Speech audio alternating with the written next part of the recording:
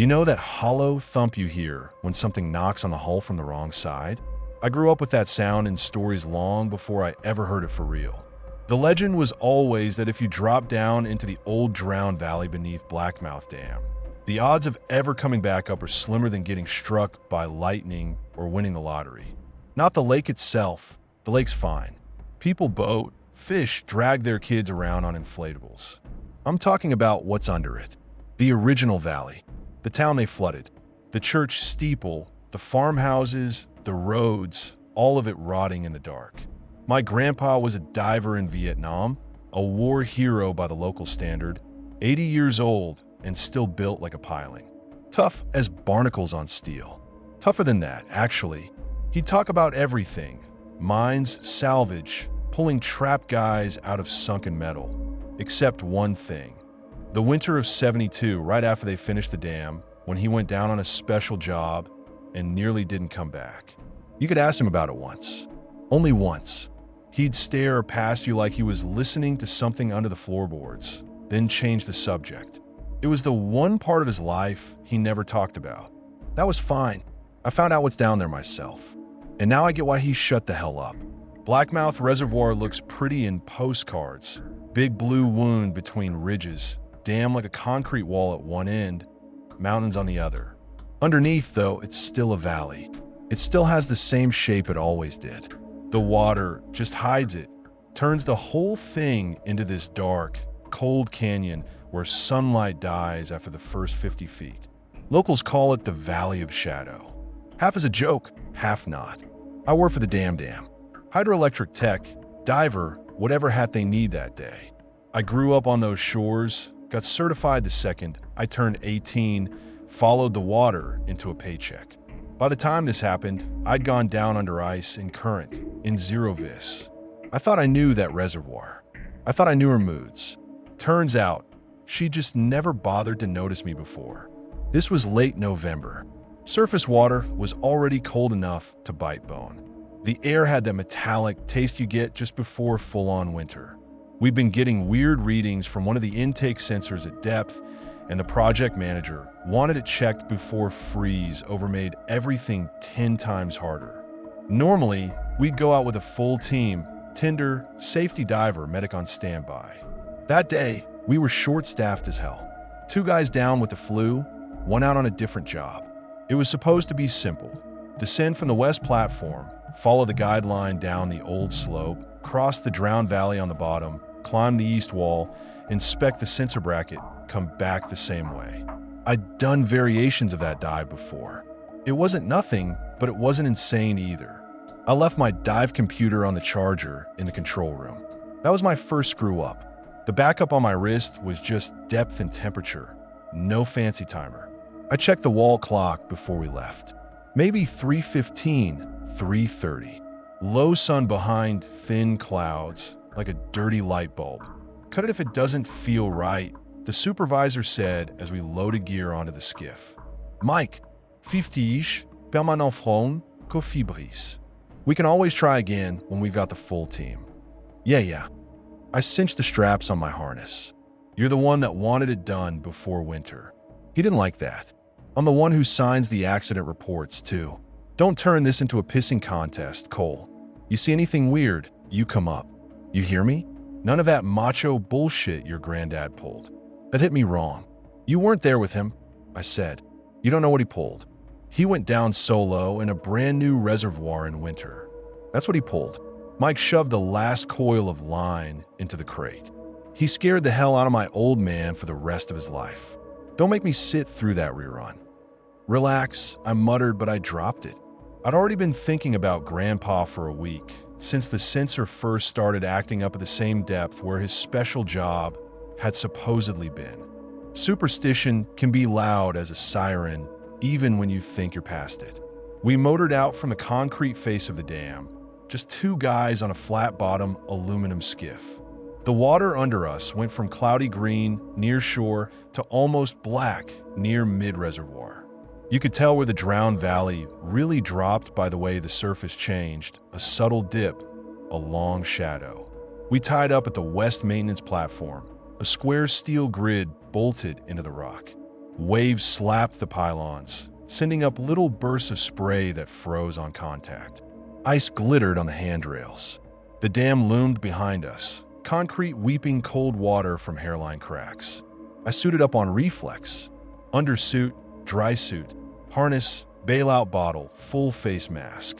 The air smelled like neoprene, compressor oil, and that sour lake smell that never quite washes out of anything. Mike ran hands over each buckle, tugged each connection, grumbling the whole time. "You're sure about the line?" I asked, nodding at the thick rope that disappeared over the platform's edge. "It's still anchored on the east wall. Checked it yesterday by camera," he said, "still tied in at both ends. You follow it, stay in contact every minute. None of this drifting off to sightsee the haunted town." He meant it as a joke, but my shoulders tightened anyway. "You keep eyes on my bubbles," I said. "If they stop, you send the cavalry." "We don't have a cavalry today," he said. "We've got me, a radio, and a defib. So don't make me use any of them." We argued a little bit more just from nerves. You always do before a dive that matters. Eventually, there was nothing left to adjust, nothing left to say. The sun kissed the top of the far ridge and smeared itself out in orange on the thin cloud cover. The valley below the reservoir went dark first. It always does. The mountains throw a shadow that eats light hours before the rest of the world notices. I clipped my tether to the guideline, swung my legs over the edge, and felt my boots scrape the cold metal ladder rungs. Then I dropped. The first sting of water on my gloves felt like brushing against dry ice. Then the suit equalized, and all I could hear was my own breathing in the mask and the faint hiss of valves. The surface went from rippling silver to dull green to heavy, suffocating dark. Sound changes under there. The boat's outboard motor went from a sharp whine to a distant, blurred hum, like someone running vacuum 3 rooms away. The dam's turbines made a low, constant growl you felt more than heard. Every few seconds, one of our sonar pings from the control room hit the valley and bounced back, a soft bong that you'd stop noticing if you didn't know what it meant. Grandpa used to flinch when the pipes in his house knocked in winter. When I got my first job at the dam, he just shook his head and said, "Don't depend on echoes to tell you what's there. They lie." I equalized my ears, watching the depth gauge tick down. 15 feet. 25. The last light from above smeared out and died. The beam from my helmet light turned the water in front of me into a narrow, cloudy tunnel. Silt hung in the beam like dust motes. At around 60 feet, the guide line angled away from the dam wall, out into open water. I followed it, one gloved hand coastering along the rough rope. The water was cold enough that I could feel it even through the suit, seeping into my bones, slowing my fingers. My breath fogged the inside of my mask with every exhale. At 80 feet, the thermometer on my wrist read 4 degrees Celsius. Typical deep lake winter. The valley floor was still another 40, 50 feet below. Depth 80, passing break, I said into the comms. My voice sounded thin and too loud inside my own skull. "Copy," Mike answered, his voice distorted with that underwater metallic edge. "You're coming up on the drop. You good?" "Yeah. You sound tight." "I always sound tight. Just stay on the damn line, Cole." The guide rope led over the edge of the drowned valley like some invisible handrail into hell. I swung one leg over the lip of the old slope, then let my weight follow, dropping slowly down the contour. You can't see the valley from up top. From shore, it's just a lake. From inside it, though, from halfway down the wall, you can feel the shape of it. The way the darkness opens up around you. The way the water feels wider, deeper, emptier. At 100 feet, my light finally hit ground. Broken rock, patches of pale, drowned grass clinging to the old hillside. Bits of human trash half buried in silt. A warped fence post. The ghost of a stone wall. I hit the valley floor at around 125. My boots sank an inch into soft muck. Clouds of silt billowed up around my ankles and rolled away like dirty smoke. Down there, it's not really day or night. The reservoir's shadow is permanent. I had my light, but outside that narrow cone, everything was just layers of black. I could still feel which way the dam was. The low vibration of it was always there on my back. But in front of me, the valley ran out and away into nothing. The guidelines stretched across that nothing, a taut white line disappearing into my light and out the other side. I started across. Crossing the bottom of a drowned valley is different from crossing dry land. You don't hear your own footsteps. You just feel each step in your knees and hips and the tug of the tether at your waist. Every motion has this slow, drifting follow-through like you're moving in a dream. The only sounds are your breathing, the regulator, and the occasional pop of distant, shifting rock. My world shrank to my own hands, the rope, and the hazy circle of light. The plan was simple. Follow the guideline east until it started to climb, then follow it up the opposite slope to the sensor bracket. The entire route crosses what used to be forest before the dam. Tree trunks down there, branches, the skeleton of a road. We mapped it. I knew it. So I wasn't supposed to set foot in anything like a field. About 10 minutes into the crossing, the ground under my boots went from random rubble and drowned brush to smooth, open silt. No uprooted trees, no old fence posts, no hint of the old world at all. Just a wide, flat expanse that looked almost groomed. A field. I stopped, frowning inside the mask. I turned my light in a slow arc. Nothing but that blank bottom stretching off into the dark. No slope, no trees, no rubble. "Hey, Mike," I said. "You copy?" Static hissed back at me. A crackle, the faint impression of his voice, then nothing. I tapped the side of the mask where the comms unit Saturday control. This is Cole on primary. Depth 125. "I've lost you," say again. More static. It sounded wetter than usual, like the words were coming from very far away, through layers of something. "Of course," I muttered. "Of fucking course." Losing comms isn't instantly deadly, not if everything else is fine. Just makes things lonelier. The guideline was still there under my hand, humming faintly with a tension that told me it was still anchored on both ends. The thing was, like I said, this path shouldn't take me in an open field. It should cut across the remnants of forest, following an old access road we'd used as a natural contour. If I was feeling mud instead of dead branches and broken asphalt, I drifted off. I stood there in the cold, breathing too fast, trying to picture the map in my head. The line hugged the old valley floor, sure, but it should have kept me in the woods. Maybe I'd cut a corner somewhere. Maybe the line had sagged over months, pulled by current or debris. Water turns directions into suggestions. You can be 10, 15 yards off and never know until you hit something that shouldn't be there. Fine. No panique. I decided to keep going along the line a little farther. If I hit the start of the climb, great. If I kept walking in field, I'd backtrack until I felt tree debris again, then reorient. Simple. I walked. The field seemed to stretch longer than it should have. The ground stayed smooth, just soft mounds here, and they're like buried boulders. My own breathing sounded too loud in my ears. Every few seconds, one of those sonar pings rolled through the water and came back wrong, a little warped, like the echo had been around something that wasn't supposed to be there. The water felt different. Too thicker, colder than the depth reading suggested. The tiny hairs on my arms, flattened under 3 layers of insulation, prickled anyway. My light picked up a darker shape ahead, just at the reach of its beam. At first I thought it was the base of the opposite slope, rock rising up to form the far wall of the valley. I took a few more steps, swinging the beam higher. It wasn't the slope. The slope was behind it, a huge rock face rearing up into black. Right up against that rock, dead square in the middle of the drowned field, something man-made sat on the valley floor. A structure, squat, rectangular, like somebody had taken a shipping container, cut windows into it, and bolted it to the rock. Habitat, my brain supplied. An old diving habitat. A cabin in the drowned woods. Perfect, I thought, and actually smiled inside the mask. I'll just ask for directions. If someone had gone to the trouble to set up a habitat down here, they'd anchored it to the rock face and probably tied it into the main dam systems.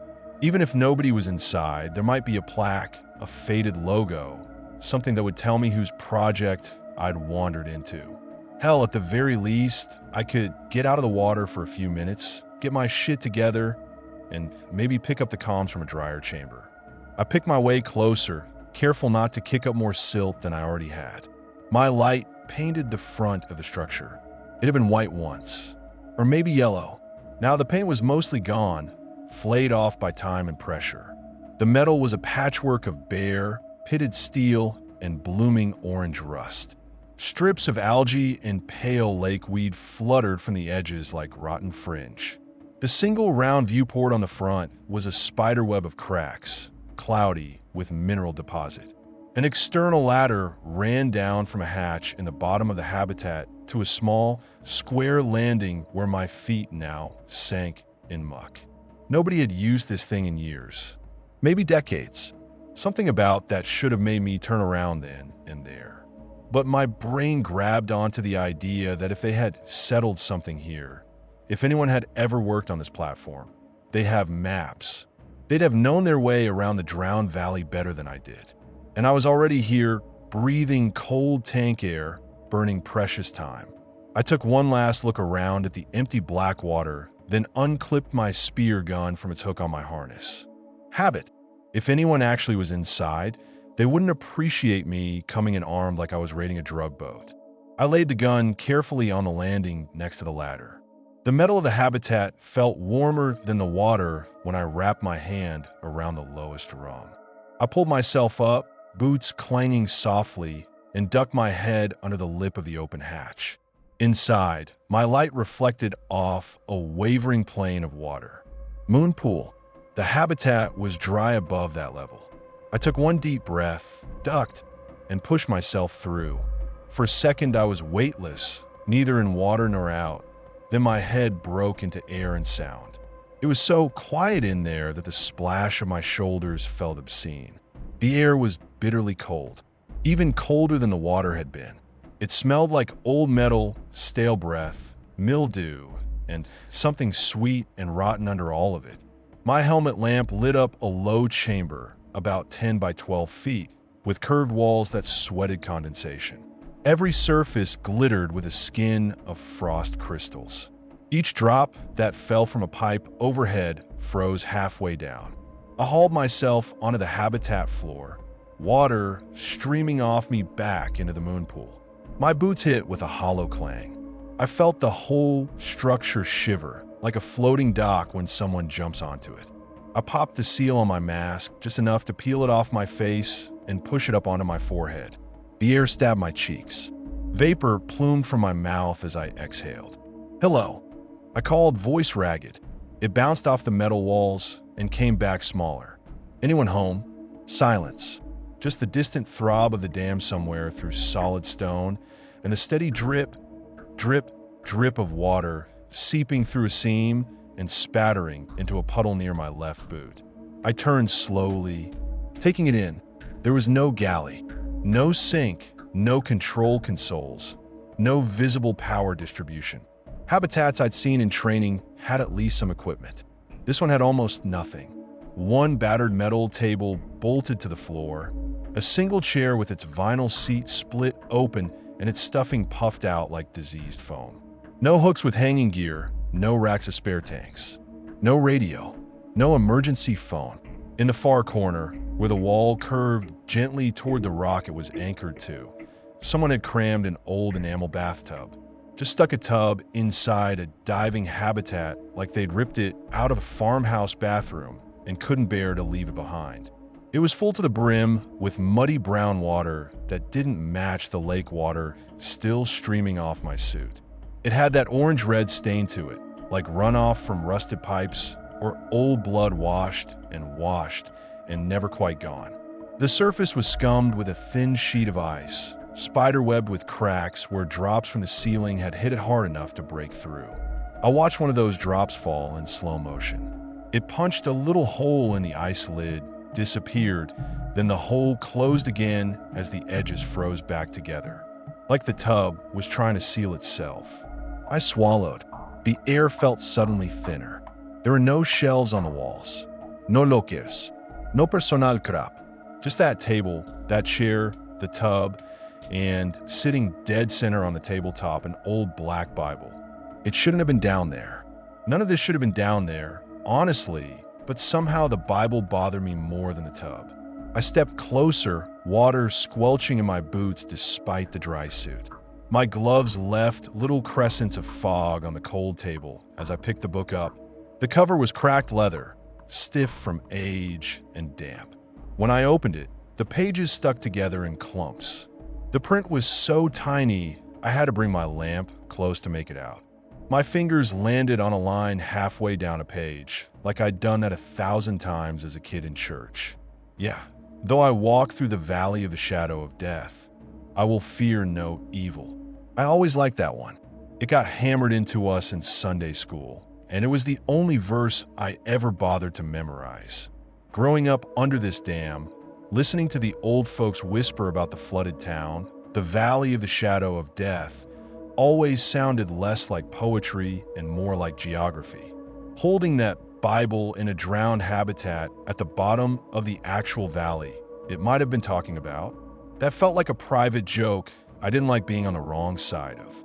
A chill slid down my back that had nothing to do with the air temp. When I looked up from the print, my light landed on a door I hadn't noticed before. It was the only door in the whole space. Narrow, steel, with a porthole in it the size of a saucer. No light came through the glass. A little tag over the handle once had something printed on it, but the letters were rubbed away. Bedroom, my brain supplied, or storage, or both. In old habitats, every square foot did double duty. I walked toward it slowly, Bible still open but forgotten in my hands. The floor thrummed under my boots, not with machinery, but with my own pulse. At the threshold, I snapped the Bible shut without really thinking. The sound was too loud in the small room. I set the book carefully on the floor by the door, like you'd put something down in church that you didn't want to drop. My glove creaked on the cold metal as I grabbed the handle. The door stuck for a second, like it had frozen in place, then jerked open with a screech that went through my fillings. I swung my lamp in. The room was small, maybe 8 by 8. Most of it was taken up by a single bed bolted to the far wall. Not a modern bunk with foam mattress and nylon straps. A crude thing, cobbled together from a steel frame and thick planks. The mattress was a sack stuffed so full that the canvas bulged and split in places, letting whatever was inside poke out in tufts. At first, I thought it was straw. Then I realized it was brittle, yellowed fiberglass insulation, packed in like someone had stripped the walls and shoved the guts into a bag. The pillows were filthy canvas bags of their own, lumpy shapes that might have been filled with actual feathers once, now flattened into gray clumps. A thick wool blanket, the color of old seagulls, was thrown over the whole assembly. On the nightstand beside the bed, a crate on its side, actually, someone had set a lamp. It was the kind that belonged in a farmhouse living room in the 50s, not in a high-pressure diving habitat at 120 feet. Ceramic base painted with faded flowers, brass stem, cloth shade yellowed to piss color. No bulb in the socket. No cord plugged into anything. I stood there, damp and shivering, my own light throwing crazy shadows of all this shit onto the curved walls, and thought, who the hell built this? Then I stepped forward and grabbed the edge of the blanket. I don't know what I expected to find under there. Old clothes, maybe. Rotten foam. A nest of rats, if rats could live that far down. Maybe nothing at all. Part of me hoped it would be nothing. Just a bed waiting for someone who never came back. I pulled the blanket back. The smell hit before the sight did. Not fresh rot. That sharp, meaty stench I've smelled too many times pulling drowned deer out of intakes, but old decay. Dry, powdered, like a shed you open in spring and find something that died in there in the fall and had all winter to break down. Under the blanket were human remains.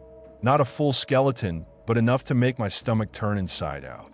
A skull, yellowed and flaked, lay tipped to one side. Bits of spine like broken beads threaded down into the hollow of the mattress. Ribs, some intact, some snap like something had gnawed on them. One gray hand bone, still curled like it was trying to clutch the blanket from beneath.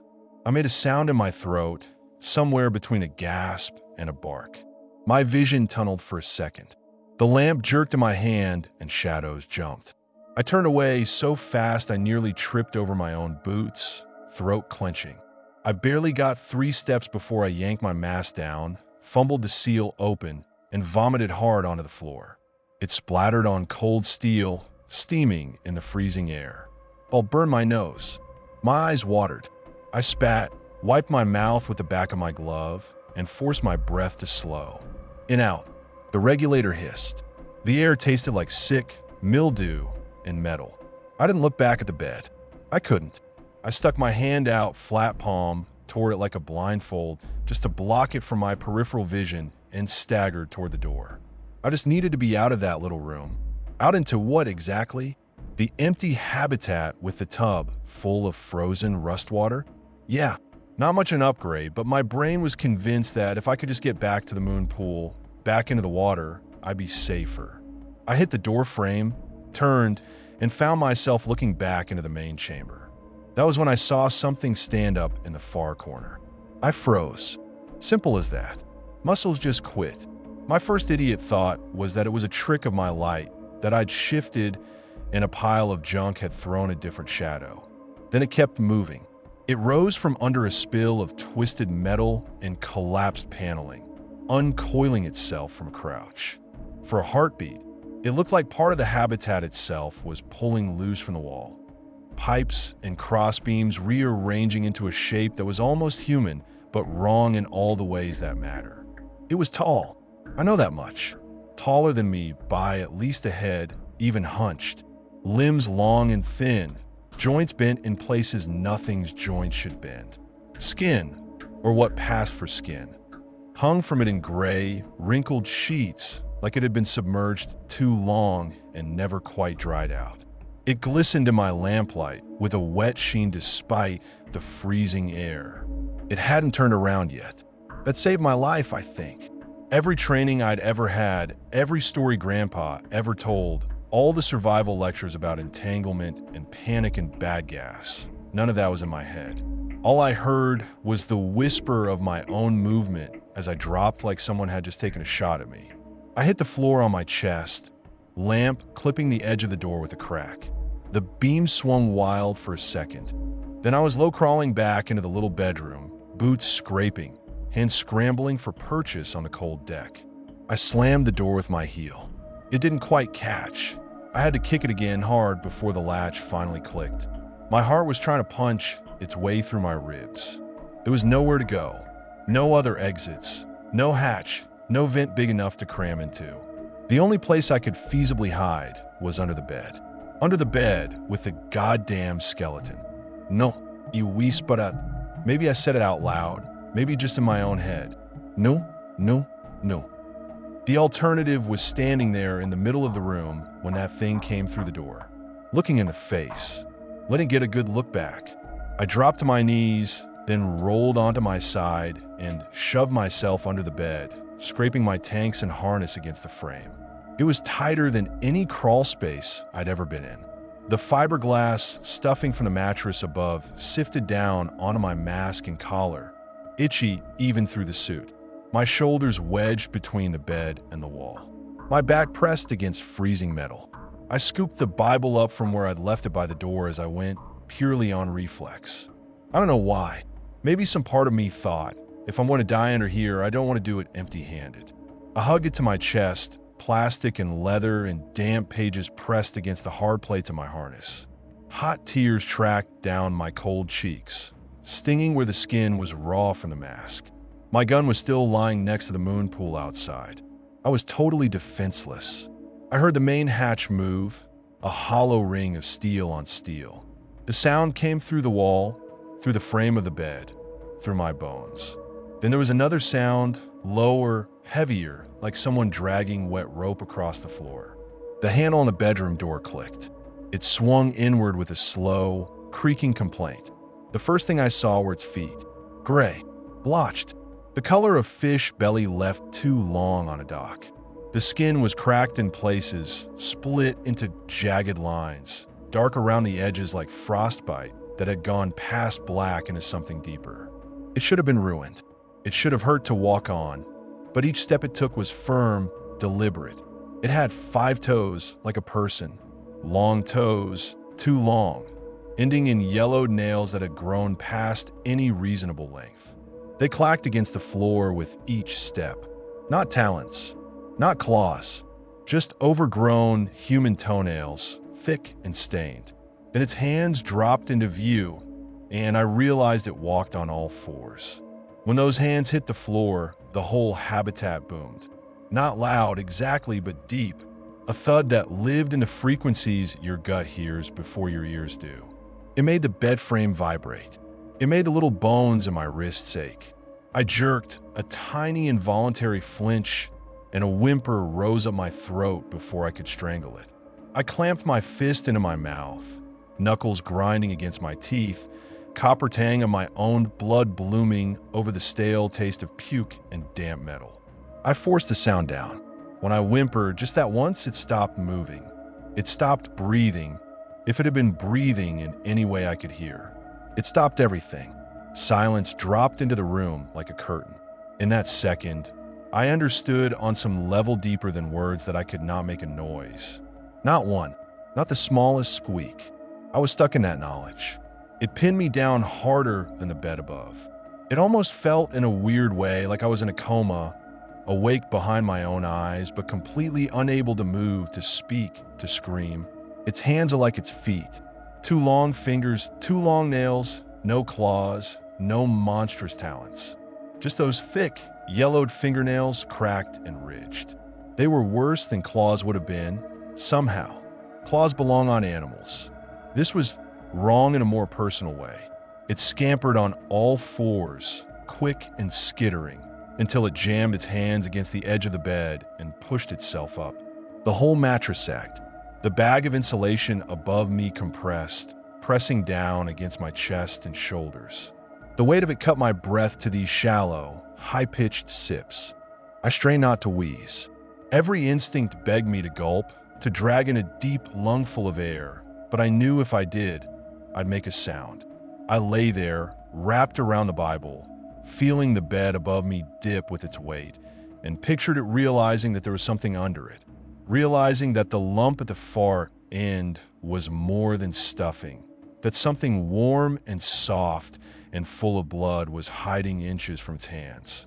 I strained my eyes as far sideways as they would go, but I could only see the feet, the ankles, the lower third of its shins. The rest of it was blocked by the canvas bed skirt and the sagging mattress. There was a noise above me, a soft clack, then a wet, meaty scrape. It must have picked up one of the bones from the bed. The gnawing started quietly. Little crunches, the way a dog tests a new bone.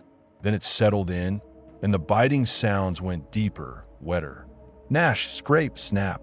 It made this low growl in its throat as it chewed, a pleasure sound that vibrated down the bed frame and into the floor.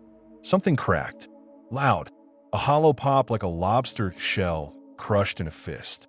A piece of rib, white and smooth, skidded off the edge of the bed, clattered once on the metal deck, then rolled. I shut my eyes.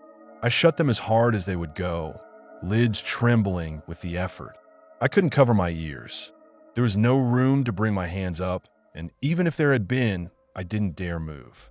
The gnawing went on. The low growl rose and fell. Time stopped being real.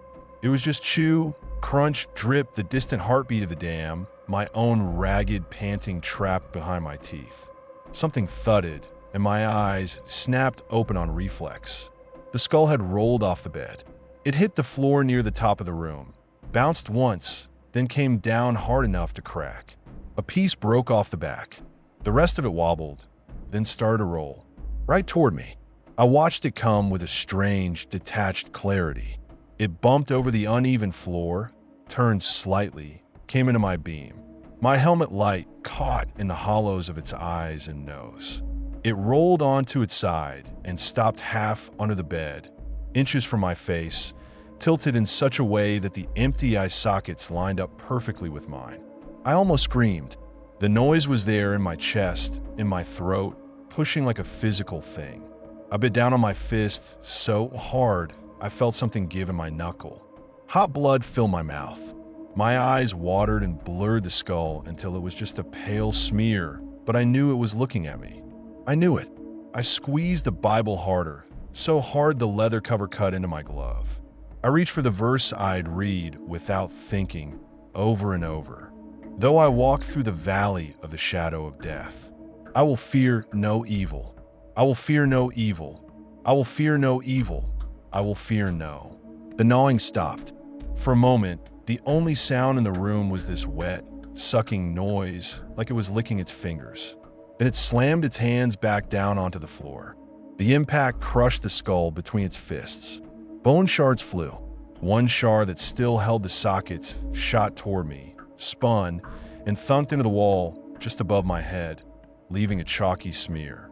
I flinched so hard the bed frame squealed against the bolts holding it down. I squeezed my eyes shut again, breath roaring in my ears. It moved off then. I could track it by the way the load lifted off the mattress, then came down again as it dropped back into that awful crouched walk. It paced the room slowly, hands and feet thumping, nails clicking. It sniffed at things. I heard it grab something and fling it against the wall. The fiberglass stuffing above me rained down in little crunchy flakes. When I finally forced my lids open, it was sitting, not on the bed, on the floor between the bed and the door, facing away. It sat like a cat might, sort of back legs folded at strange angles under it, arms straight, hands planted firmly on the deck. Its spine curved in a long, question mark arch. The skin on its back crawled and wrinkled as it panted. I couldn't see its head from where I was, just the back of its neck and the hint of something wrong in the silhouette. Angles where there shouldn't be. Hollows where there should be curves. I didn't want to see its face. Not really. Some part of me knew that if I did, something in me would break in a way I couldn't fix. It stayed like that for a long minute. Then it did something that flipped the room upside down. It clambered up onto the bed. The frame groaned as it shifted up onto all fours, then sat dead center on mattress. The sag over my chest deepened to the point where my ribs screamed. I tried to flatten myself, to become as thin as the grip of my fear. Fiberglass dust showered my mask and cheeks. The air under there went from cold to oven hot in a second. The bed creaked. The metal under the mattress moaned. One bolt somewhere above my head popped with a sharp ping.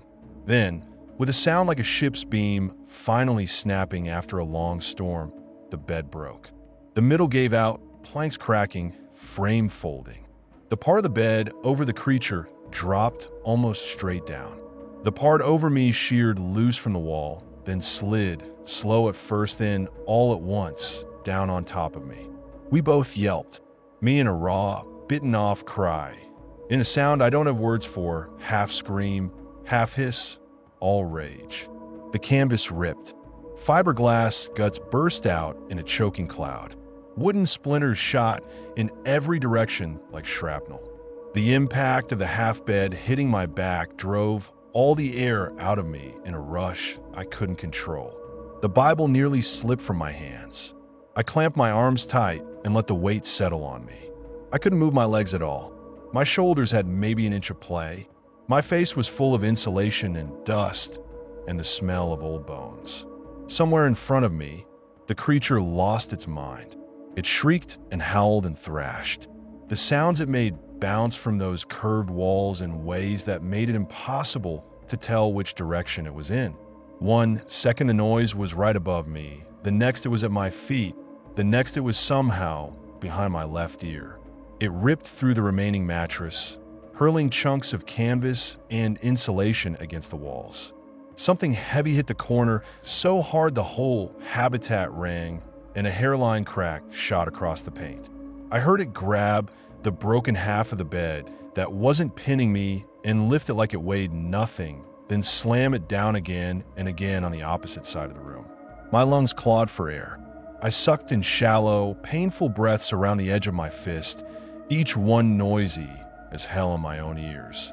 I prayed they weren't loud enough to rise above the creature's tantrum. It started pounding on the floor with its fists, then each blow a dull boom that shook dust from the ceiling. The tub in the other room answered with a faint, crystalline tinkling as its ice lid cracked and refroze, cracked and refroze. I realized dimly that if it broke through the floor or the wall, water would come in. Not a rush, not a cinematic torrent, just a steady, deadly seep that would fill this little room inch by inch. I'd be trapped under the bed, watching the water crawl up the wall, unable to move enough to escape. Part of me thought that might be better than having it remember I was here. After another flurry of blows, it grabbed the half of the bed that was on top of it and heaved. The wood scraped across the floor and then slammed into the wall. The pressure on my shoulders lifted for a second, then came back harder as more loose debris settled on me. I felt rather than saw the remaining insulation rain down, burying me deeper. It filled every gap around my arms, my neck, the back of my head. I started to sink into it, becoming just another lumpy shape on the floor. I understood the opportunity in that even as the last of the clear air vanished, I buried myself in the insulation. I didn't have to move much. Gravity and panic did most of it. I let it pour over my mask and chest, closing my eyes as stray shards of fiberglass scratched at the glass. I relaxed every muscle I could convince to obey and went limp, letting myself be packed in like the stuffing in the ruined mattress above. The world narrowed to scratchy darkness, pressure, and the sound of my own heartbeat pounding in my ears like a drum. I prayed. I'm not talking about pretty, rehearsed prayers, not the Sunday kind. These were ugly, panicked words jammed together in my head, half verses, half nonsense, all of it aimed upward with the raw desperation of a drowning man. When the racket stopped, it was almost worse. All that was left was heavy breathing. Not mine. Each inhale sounded wet, bubbling, like there was fluid where there shouldn't be fluid. Each exhale carried this low, almost subsonic hum that set my teeth on edge. It moved around the room slower now, maybe tired from its frenzy. I felt its steps through the floor, through the insulation, through my ribs. It nudged broken pieces of furniture aside. Every so often it grunted, frustrated, animal. Then it picked up the other half of the bed, the one that had been on top of it, and dragged it. The sound of wood on metal grated down my spine. It lifted the thing and lazily dropped it on top of the insulation I was buried in. The impact drove splinters and dust down into every crevice. Pain flashed in my right shoulder as something sharp dug in. I bit my lip until more blood filled my mouth, refusing to let even a grunt out. The extra weight settled over me like a cement blanket. I could barely expand my chest enough to breathe. It grunted again, a bored, almost disgusted sound, and trotted out of the room. Still on all fours, still panting. The door creaked. The latch clicked. Silence rolled in behind it. The next while, hours? Days is a blur. Even thinking back on it now, it feels like trying to remember a dream I had under anesthesia. I remember thirst first, that gnawing, sandpaper feeling in my mouth and throat. My tongue felt too big for my teeth. Every swallow of stale air hurt. Then the cold, the deep kind that moves past skin and into marrow. Despite the dry suit, despite the insulation, it seeped in and stayed, a slow-burning ache in every joint. At some point, I realized the constant distant roar I could hear wasn't just the turbines. There's a different sound mixed in there now, a higher hiss and rattle. Water, moving where it shouldn't. I couldn't see it, but I could feel faint vibrations through the deck. I pictured the main room flooding, slowly at first, then faster as cracks widened. I pictured it swirling around that tub, spilling over its lip, pushing under the door into my little coffin of a room. Bits of insulation brushed my lips every time I shifted even a millimeter.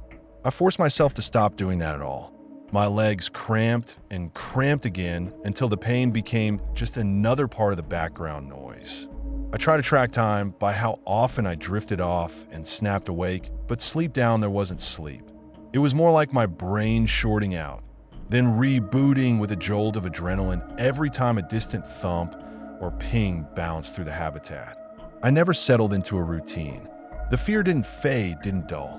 Every time I blinked, I half expected to open my eyes and see those gray feet right in front of my face again. I just kept shivering and praying and being terrified. At some point, I lost track of where my body ended and the habitat began. Every part of me hurt in the same dull, steady way. My knees were locked in that twisted crouch. My lower back screamed. My shoulders burned under the weight of the broken frame, and everything piled on top of it. The insulation itched through the suit in places I didn't know I had nerves. I try not to think about my legs. I couldn't feel my toes at all. That seemed bad. I filed it in the same mental drawer as everything else I could not fucking do anything about. It didn't feel like I was breathing air anymore. It felt like I was recycling the same stale lungful over and over, trading oxygen back and forth with my own panic. Every inhale came in shallow because anything deeper made the piled debris press harder into my chest. CO2 built up behind my eyes and made the edges of my vision fuzz. I didn't die. I honestly think that made me angrier than anything. Every time my heart did that weird skip thing, I thought, okay, this is it. This is where we clock out. And then it just kept going, like my body refused to let my brain off the hook that easily. At some point, I realized there was snow, which made no sense, obviously. But that's what it sounded like, this soft, relentless hiss against metal, like dry snow whipping across sheet steel in a high wind. It took me way too long to puzzle it out. The main room was flooding. Water was seeping in through every crack the thing had knocked into the walls, every seam that had frozen and thawed for too many winters. It wasn't a roaring torrent, nothing dramatic, just 1,000 tiny leaks that each made a thread-thin stream. They added up to a sound like steady static. I couldn't see it, buried the way I was, but I could feel the way the deck vibrated under me now, not with the clean hum of turbines, but with this new irregular pattern. I pictured it rising around the table out there, slowly swallowing the chair, hitting the level of the tub and spilling in, diluting that rust water until it was nothing but thin brown veins in the lake. Then I pictured it reaching the bottom of my door, seeping under in a thin sheet, coming in around the frame in little arcs, gathering into a puddle and spreading, inch by inch, toward the broken bed. If I thought about it too much, I started to hyperventilate. Hyperventilating meant making noise. Making noise meant my mind would helpfully replay the way that thing's feet had looked, nails clicking on the floor. So I didn't think about it, or tried not to. I focused on stupid details instead. The way one splinter of wood was digging into my left shoulder blade. The exact texture of the Bible's leather under my glove. The way my teeth kept chattering in this irregular rhythm I couldn't sync up with my heartbeat. Sometimes it was quiet. Those were the worst stretches. My brain would start playing tricks, filling the silence with a faint impression of sounds that might or might not be there. Scrapes, soft knocks, almost voices. I'd freeze, listening until I realized I was holding my breath again and forced myself to let it out in a slow leak. Sometimes there were pings from above, sonar sweeps from the dam side, deforming as they hit the weird shape of the valley. They came back with this warped echo that made the walls whisper. Grandpa's voice would rise up in my memory each time. Don't depend on echoes to tell you what's there. Time turned into this elastic thing that snapped back on itself. I'd black out for a bit, lungs burning, and then jerk awake convinced only a minute had passed. Or I'd be sure I'd been under there for a day already, and then catch myself counting the beats between turbine surges and realize it was maybe 20 minutes. I don't know how long I stayed like that. Long enough that when something finally changed, I almost missed it. The first clue was the pings. They got sharper, closer, not the lazy, scheduled sweeps from the control room. These came in quick patterns, little bursts of sound that said active search. Someone was painting the valley from above with serious attention. I listened hard, trying to separate what I knew from what I wanted. The dam's main sonar had a certain tone to it. I'd heard it enough dives that it was like a background hum. This new layer had a higher pitch. Portable gear, probably. Boat mounted. The hell are you doing down here? I murmured into the insulation, voice way too loud in my own head. Not getting paid overtime, that's for sure. Then I felt footsteps. Not through the deck this time. Through the water outside. You get good at understanding that if you spend enough time underwater. A tank scraping a hull doesn't feel like a rock scrape. Fins beating against a platform don't sound like fish. The water carried something now. A new tremor. I held my breath without meaning to when I heard the first impact on the habitat's outer skin. A hollow, deliberate bang. Then another. Then 3 in quick succession. Not random. A code. 1 long, 3 short, 1 long. Someone banging from the wrong side of the hull. Something inside me flinched because that's exactly the kind of sound the old legends used. If you hear knocking under the ice, don't answer. If it knocks 3 times from under the hull, don't knock back. All that crap. But this wasn't the old stories. This was the rescue pattern we'd trained with. Divers announcing they'd reached structure. Of all the stupid shit, I whispered, and actually laughed once this raw, cracked noise that might have been a sob. You found me. I didn't answer. I couldn't. The most I could have done is wheeze. And some part of me was still sure that if I made a sound, it would answer instead of them. There was a metallic squeal from above, hatch dogs being worked. Big gloved hands wrenching frozen steel. The whole habitat shuddered, and a drift of insulation sifted down across my mask. Water splashed somewhere very close. Sloshed. Voices came through the structure, muffled and distorted but unmistakable. And yet, Jesus, see that. Hold the line, get a light in here. I squeezed my eyes shut and bit my knuckles harder because this was the exact same pattern my brain had followed every time I thought I heard something before. Hope, then nothing. I was ready for the nothing, but the sound got clearer. Something heavy hit the floor just outside my door with a hollow thunk. Tanks, maybe. Then boots. Different boots than before. These had metal toes that rang when they hit, and they came in pairs. 2, 3 sets of feet, moving like people moved. Upright. Controlled. The bedroom door handle rattled. Every muscle in my body went taut as wire. One part of my brain screamed, it's back, you idiot, stay dead. Another part whispered, if you stay dead, you'll die. The door stuck on debris, then slammed open the rest of the way with a crash. Light much brighter than my helmet lamp speared through the cracks of the bed and the insulation, white and clean. It burned my eyes through my lids. Anything? You see. Hold up. Something under there. That's fabric, right? Not more of that shit. Move it. Careful. Careful. Hands grabbed the broken half of the bed on top of me and heaved. It lifted for a second, scraped across the pile, then tilted away. More insulation fell, but the worst of the pressure on my chest vanished. My lungs seized, caught between wanting to drag in a huge breath and being too used to shallow sips. Then fingers thick, gloved, human, started brushing insulation away from my face. Big sweeping motions. Fiberglass crunched and hissed around my ears. I did the only thing I could. I screamed. It ripped out of me unplanned. Years of being told, don't scream underwater, you waste air, gone in 1 second. My throat tore. My ribs spasmed. I threw my hands up over my head, Bible and all, as if I could block whatever was coming next out of pure denial. Whoa, whoa, easy. Easy, buddy, easy. Christ, someone said, very close now. He's alive. 2 other lights snapped closer, harsh beams turning the little world under the bed into a brutal, overexposed mess. My eyes watered.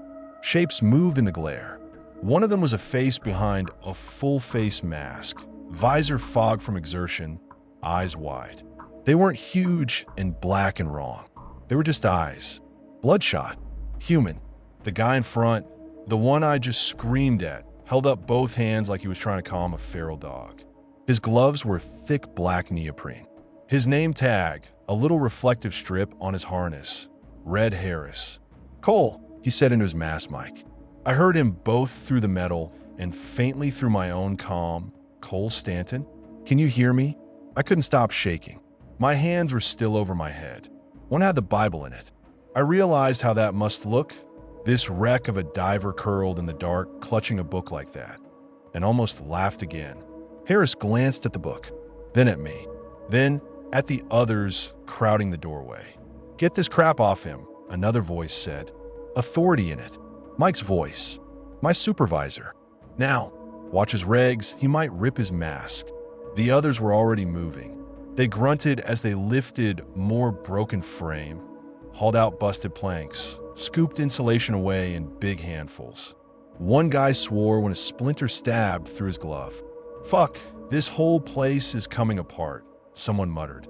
"We're at 120 feet with a tin can and duct tape." "Talk later, move now," Mike snapped. "Cole, look at me." I forced my eyes to find him. He was right at the edge of the bed debris, crouched as low as his gear would let him, mask inches from the floor.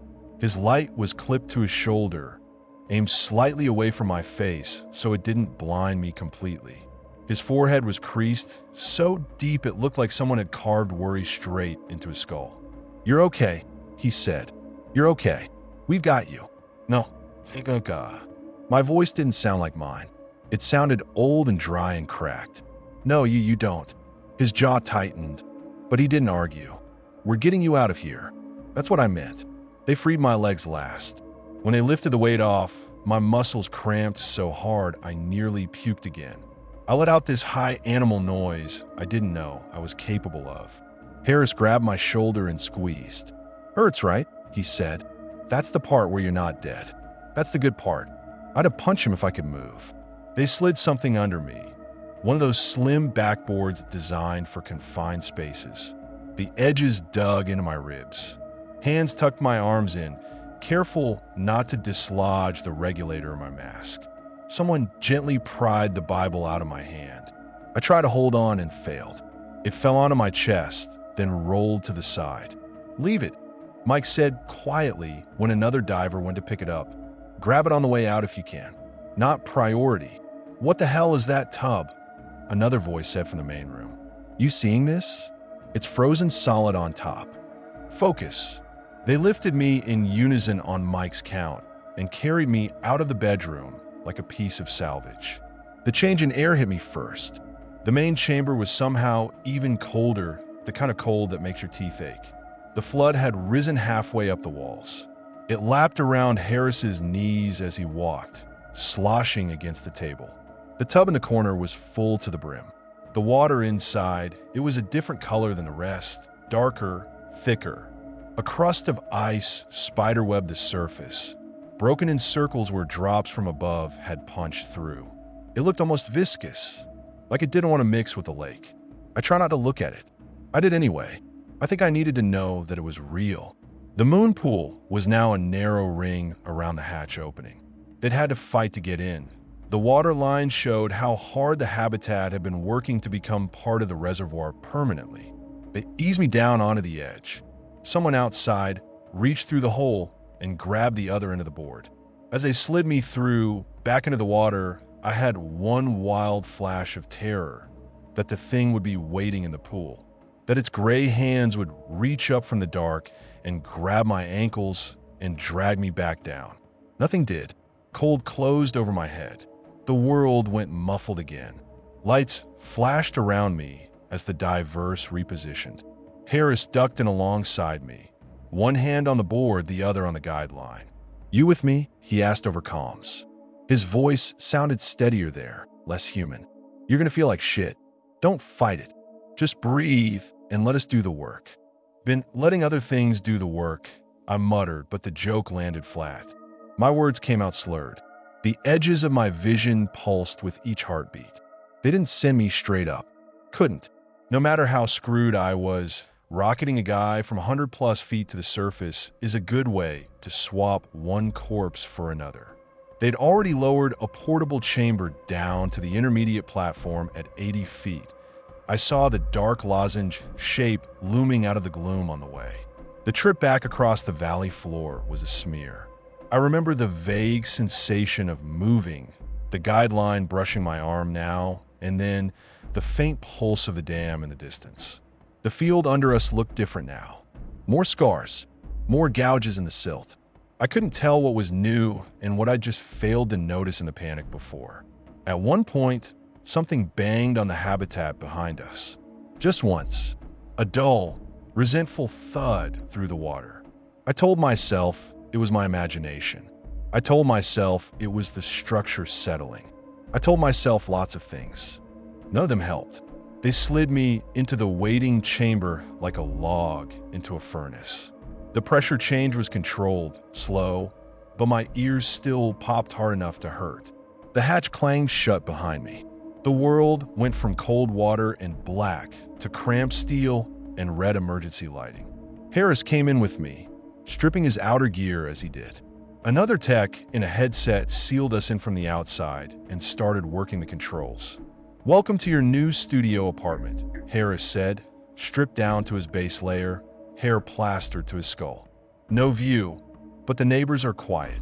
I stared at him. "You talk too much. You're not the first to say that."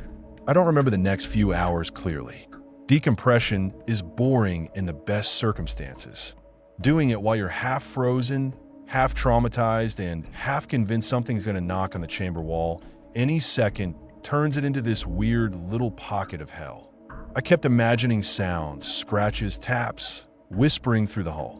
Every time a pipe shifted or a valve hissed, I flinched. Harris tried to keep me engaged, asking simple questions. "What day is it? How many fingers? Who's the president?" The usual. Why didn't comms work? I rasped at one point. My throat hurt. I was calling. "Your mask unit fried," he said. "Water got into the housing. We got your initial depth call, and then you dropped off.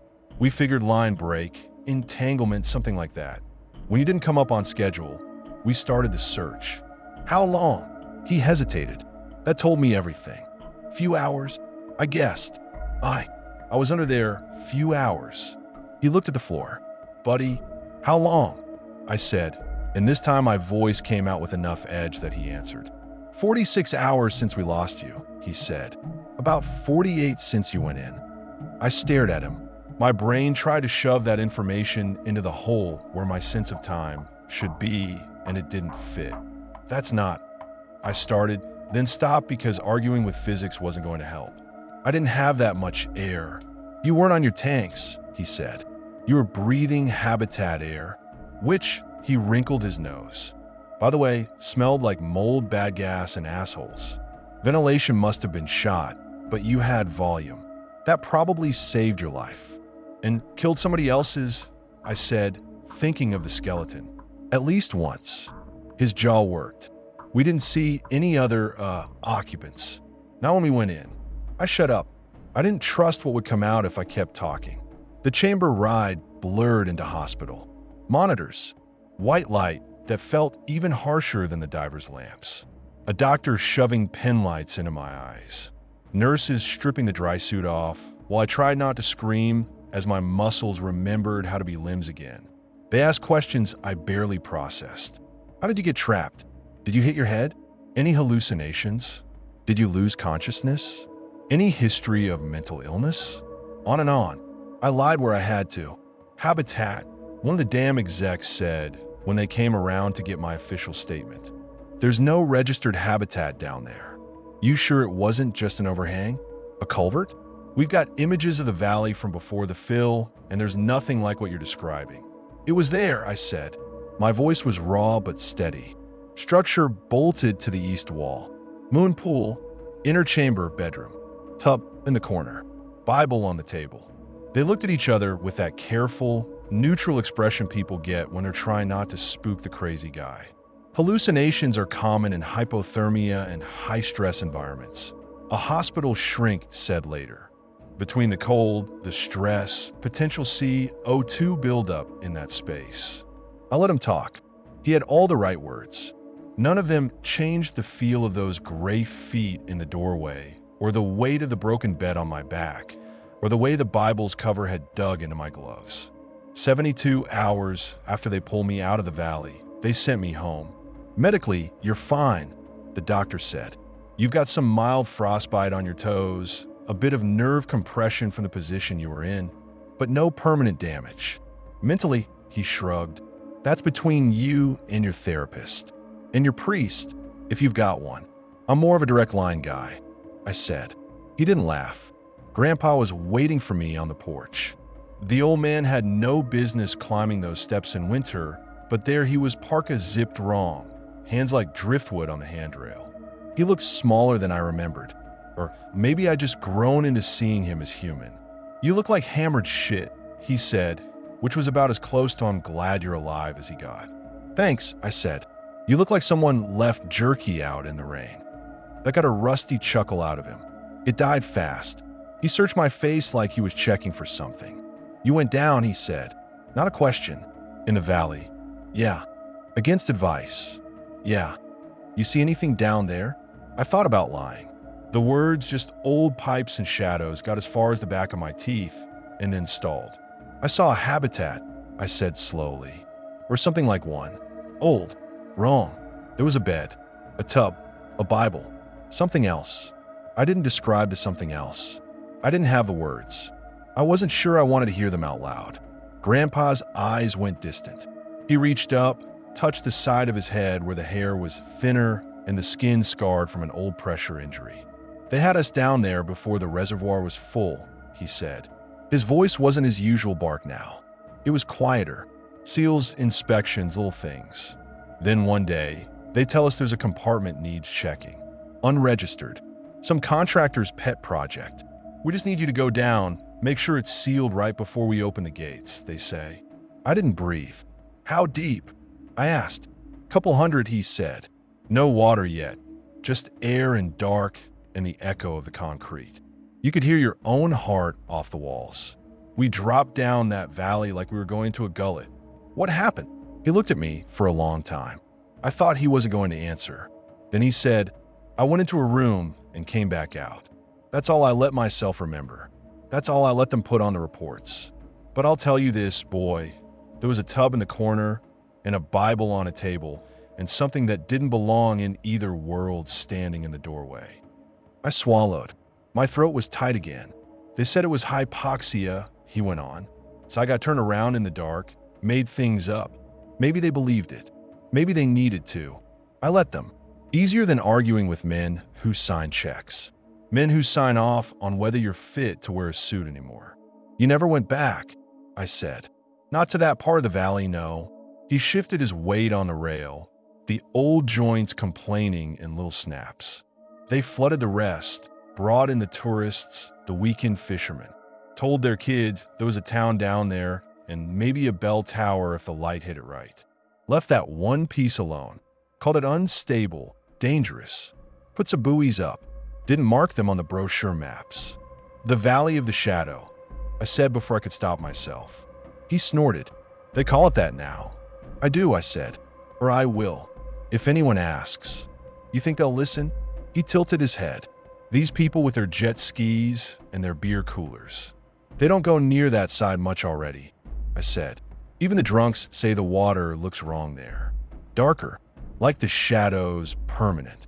He hummed, low and thoughtful. We sat in silence for a while. The only sounds were the wind scraping along the eaves and the distant, familiar low hum of the dam. Even up here, miles from the reservoir, you could feel it if you knew what you were feeling for, this constant tremor in the bones of the valley. I'm a religious man, I said finally. You know that. You're a stubborn man who sometimes talks to God, he corrected. There's a difference. Whatever I am, I said, I don't doubt he kept me alive down there. I don't have a clean explanation for it. I'm not sure I want one. I just know I was in a place where I should have run out of everything, air, heat, fear, and I didn't. Grandpa nodded once. He walks in low places as easy as high ones, he said. And that valley's about as low as they come. I thought about the verse in the Bible, how my fingers had found it without thinking. Though I walk through the valley of the shadow of death, I said, I will fear no evil. He finished automatically. A lot of folks like to stop there. Never read the next line. They don't get that the psalmist wasn't bragging. He wasn't saying there wasn't anything to be afraid of, just that he wasn't walking alone. I didn't feel alone, I admitted. Even when I wanted to, I could feel something on my side, and something that sure as hell wasn't. Grandpa's gaze sharpened.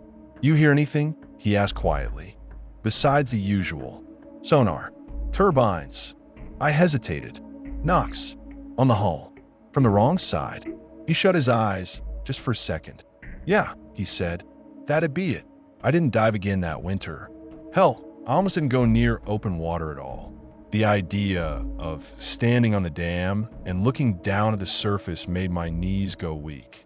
I couldn't deal with the thought of all that black weight pressing down, the drowned shapes underneath. The knowledge that somewhere out in the valley's shadow, a rusted habitat clung to the rock with a broken bed in its heart. Or maybe it didn't. The rescue team went back once, in daylight, with full gear and cameras, to try to document the structure I described. They didn't find it. That's what they told me. Anyway, must have been an undercut in the rock, the engineer said, not quite meeting my eyes. Some weird trick of the sonar. We saw some collapsed material, maybe an old culvert. Nothing like what you're saying. Nothing anyone could have lived in. You saw the tub, I said, and the Bible. He fiddled with his pen. I saw murk, he said, and a lot of stirred up silt. We'll send an ROV when the weather's better. For now, the official note is equipment malfunction and diver disorientation. Lucky escape. Learn from it, move on. Right? Maybe they really didn't see it. Maybe it folded back into the wall when nobody was looking. Maybe the water rearranges itself down there the way currents rearrange sandbars on the surface. Maybe the thing that lives under the bed didn't feel like having visitors. Whatever the reason, we don't talk about habitats in the valley anymore. Around the dam, the story that stuck is simpler. Diver got lost. Equipment failed. He panicked, holed up in an old construction pocket, nearly froze to death, got found. People add details as they tell it. Giant catfish, ghost town street signs you can brush the algae off, phantom lights under the ice. They like their spooky seasoning, as long as it doesn't mess with their fishing weekends. They don't know about the way sound bends down there. The way a knock from 10 feet away can feel like it's inside your skull. The way the water tastes metallic when you go below 100, like you've licked a battery. The way pressure squeezes not just your body, but your thoughts. The way something can live where nothing should and learn to crawl in a space we built for ourselves. I went back to work eventually. Bills don't care if your psyche's cracked. I stuck to topside duty that first season back. Valve inspections, gate checks, guiding tourists through the visitor center with my fake smile stapled on. When the thaw came and the reservoir filled up again, the valley disappeared under its usual smooth skin. Boaters came back. Kids threw rocks from the overlook. Nobody died. The first time I stood on the western wall and looked out at the water after all that, my eyes went straight to the spot. You can't see anything from up there, not really. The Valley of the Shadow looks like any other stretch of reservoir to people who don't know what they're looking at. Maybe a little darker. Maybe the surface moves a bit less there, like the breeze forgets to ruffle it. If you squint, you might notice the way the reflection of the mountains doesn't quite line up, like the mirror's warped. But I could feel it. It's like standing on a floor and knowing there's a basement beneath you. You don't see the space, but your bones understand the void. They put a couple of buoys out near that side last summer. Official reason: unstable submerged terrain. No, I'm kidding. That's what the brochures say. Unofficially, even the drunks keep away from them.